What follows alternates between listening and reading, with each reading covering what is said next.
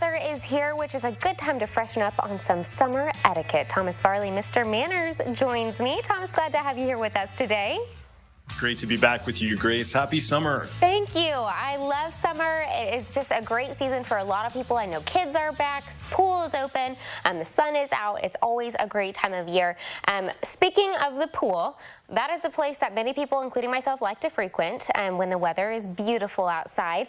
But one thing I'm guilty of doing, but also I can't stand it when other people do it, is when you are a towel saver. When you put your towel out or your bag on a chair and they save it for hours and no one shows up and there's no other chairs available. Let's talk the proper etiquette when it comes to saving chairs at the pool.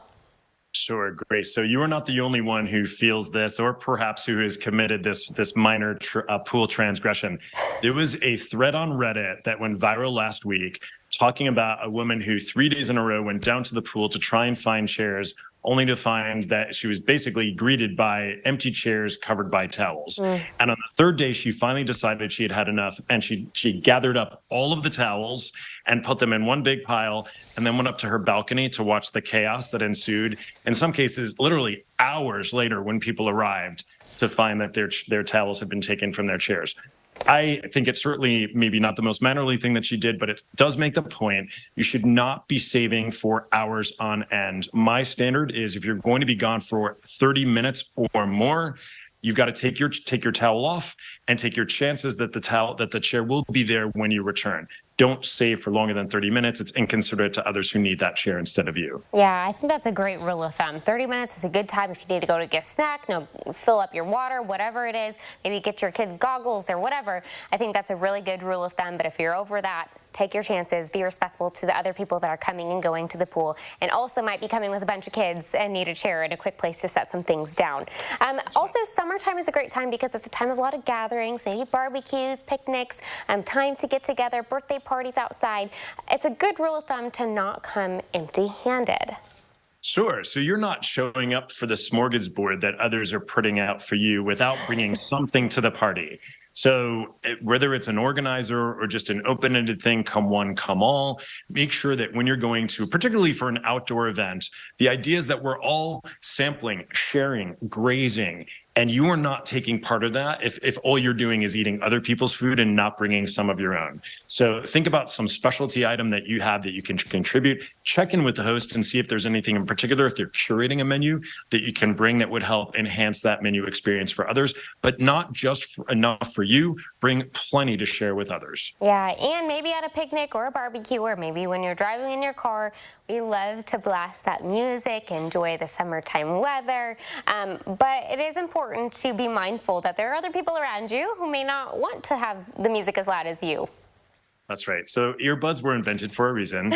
And I'm fond of saying that no one elected most of these people the neighborhood DJ.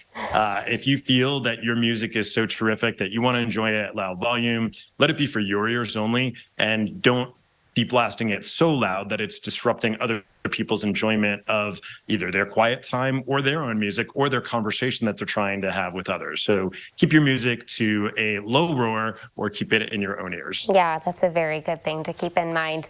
Something I've experienced as well. Now, I know summertime is a very popular time for weddings, which are always so much fun to go and to celebrate. Let's talk wedding attire, what you should and what you shouldn't wear.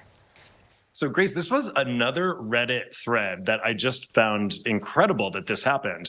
So a woman got married. She was wearing white at her choice at her own wedding, and her niece showed up in a white dress. Oh. And the bride, as she got her photographs back, was so disturbed by the sight of her niece also wearing a white dress at her wedding that she asked the photographer to Photoshop her niece's dress to a light blue. Oh, my.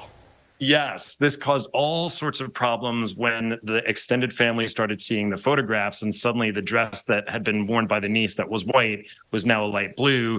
That side of the family was very perturbed about that. I say avoid the need for any Photoshop, avoid the need for any controversy, and simply, if you're a woman, do not wear a white dress to another woman's wedding. It's a danger area. There are plenty of other lovely colors to wear in summer. It does not have to be, even off-white is fine, but pure white, this is a no-no for any woman attending another woman's wedding. Gosh, I sure hope that that is something that we remember as we attend weddings. I gotta say that I think the light blue change was a very polite, nice way to handle that, in my opinion. But very interesting. Definitely keep the bride as the one wearing white. A good thing to keep in mind always, especially throughout the summer. Thomas, your wealth of knowledge in terms of all things etiquette, always a joy to speak with you. I know you're a very fun follow on social media and have a great website presence as well. We appreciate your time and all your tips here today on CI Living. And if you would like to connect with Thomas or keep up with him or find more tips and tricks, the little reminders of etiquette, we'll connect you with all you need to know over on our website, CILiving.tv.